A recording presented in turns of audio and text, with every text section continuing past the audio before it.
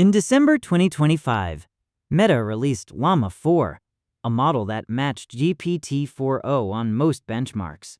They spent an estimated $30 billion training it. Then they gave it away for free to everyone, including their competitors. 3 weeks later, OpenAI raised another $6 billion, specifically to fund models they would never release. Their pitch to investors: the gap between open and closed will always exist, and enterprises will always pay for that gap.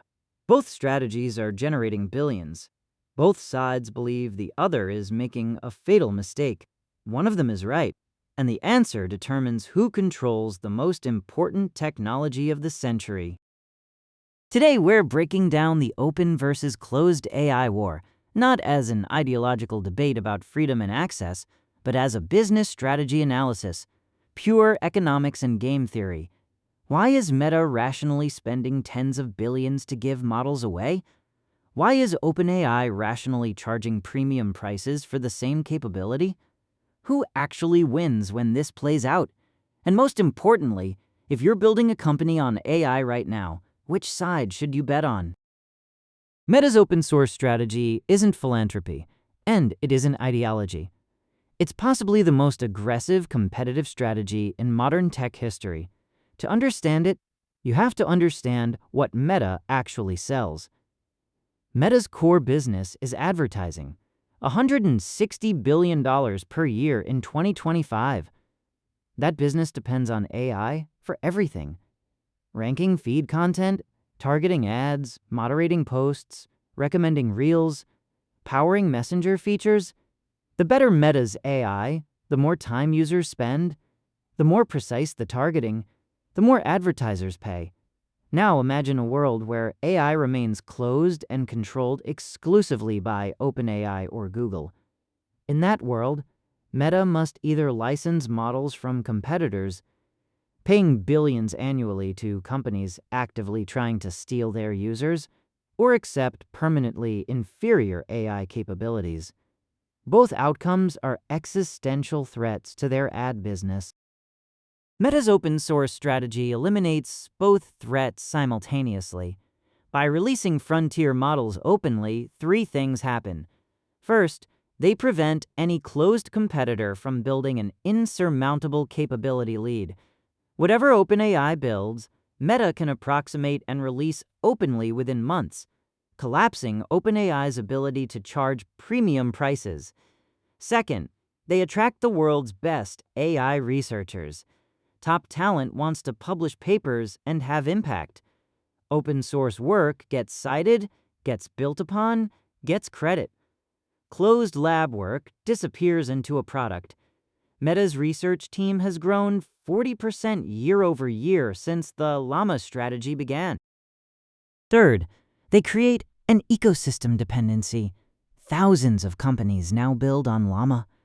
Their tooling, their fine-tunes, their deployment infrastructure, all optimized for Meta's architecture. That ecosystem becomes a moat, even though the model itself is free. The $30 billion isn't being spent to make money on models. It's being spent to prevent anyone else from using AI as a weapon against Meta's actual money machine. It's defensive spending that looks offensive. If Meta is giving away frontier quality models for free, why does anyone pay OpenAI $12 billion a year? The answer reveals something important about enterprise purchasing psychology. The first reason is the reliability gap. Open models are snapshots, released and never updated. When you hit an edge case bug, you file a GitHub issue and wait.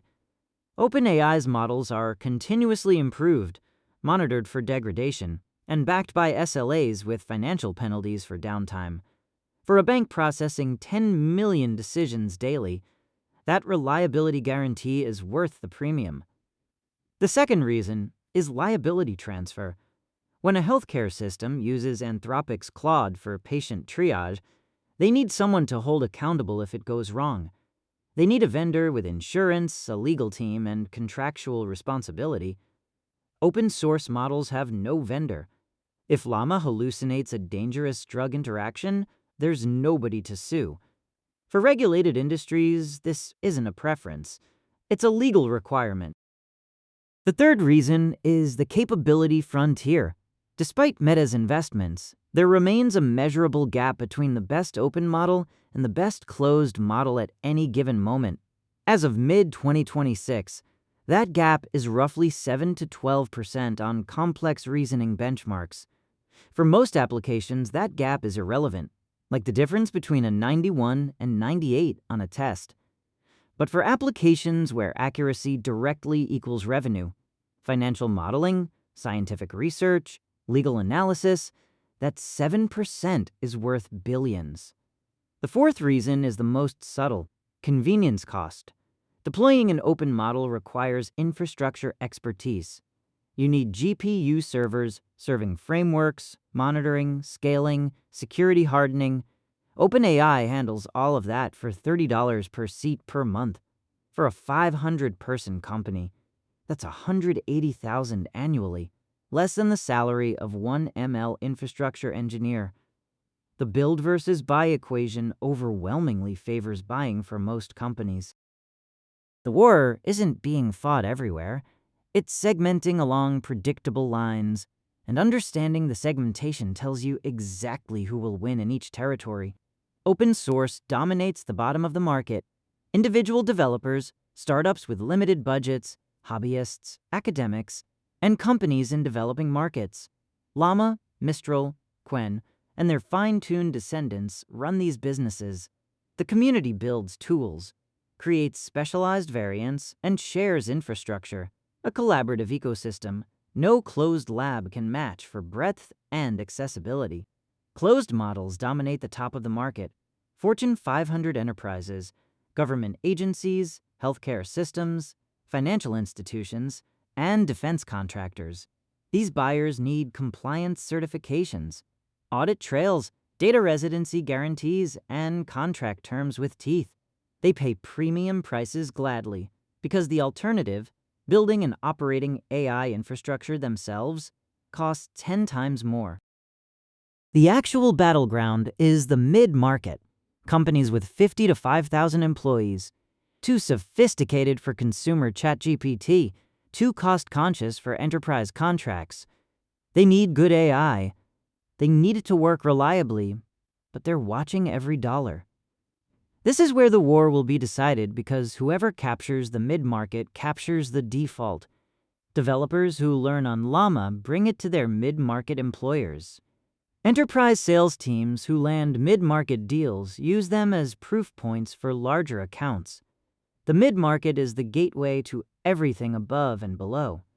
Right now, open source is winning on price, free versus $30 per user, customization, fine-tune for your domain, and data privacy. Runs on your servers, never leaves your infrastructure. Closed is winning on deployment speed, live in one day versus weeks of setup, operational simplicity, no ML team needed, and compliance readiness, certifications pre-built. There are 3 plausible outcomes. Let me give you each one, then tell you which I think is most likely and why. Scenario 1. Open source wins decisively. Foundation models become a commodity like Linux. The value shifts entirely to applications, data, and distribution. OpenAI and Anthropic become research labs or get acquired. Revenue in the AI layer goes to zero. Revenue in the application layer explodes. Every company builds on open models and competes purely on product quality. This scenario requires open source closing the capability gap to near zero within 2 to 3% on all benchmarks. If that happens, the closed premium collapses overnight. There's historical precedent. Linux destroyed commercial Unix. Android destroyed Windows Mobile. MySQL damaged Oracle. When free becomes equivalent, paid dies. Scenario 2. Closed labs maintain a permanent frontier.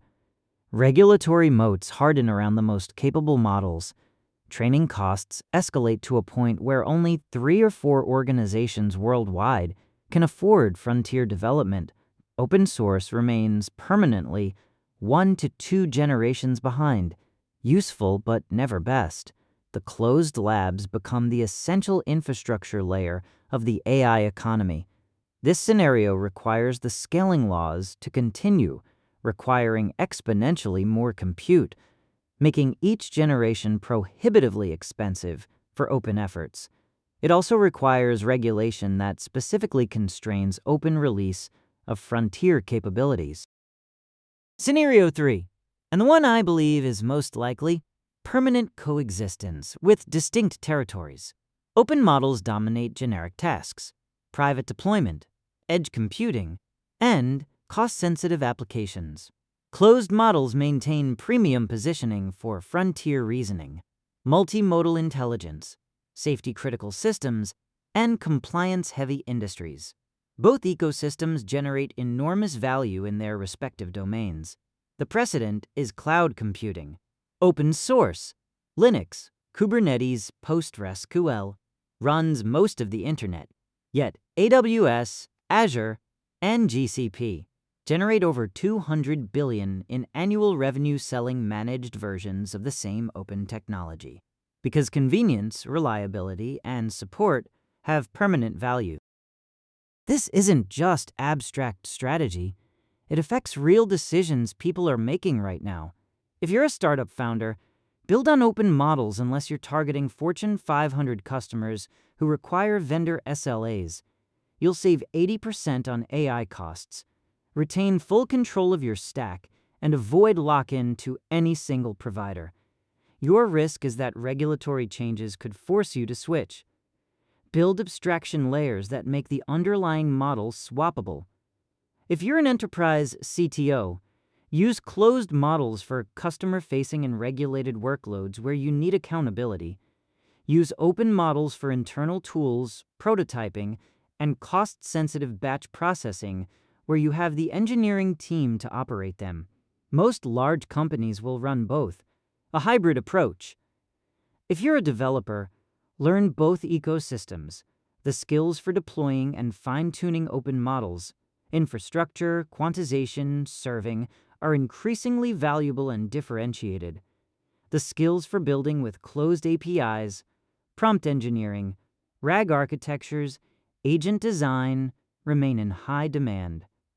Being fluent in both makes you irreplaceable.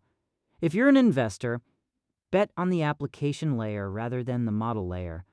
Regardless of whether open or closed wins the model war, applications that build genuine moats through data, integration, and network effects will thrive. The model is becoming infrastructure, and betting on infrastructure commodity wars is historically a losing trade.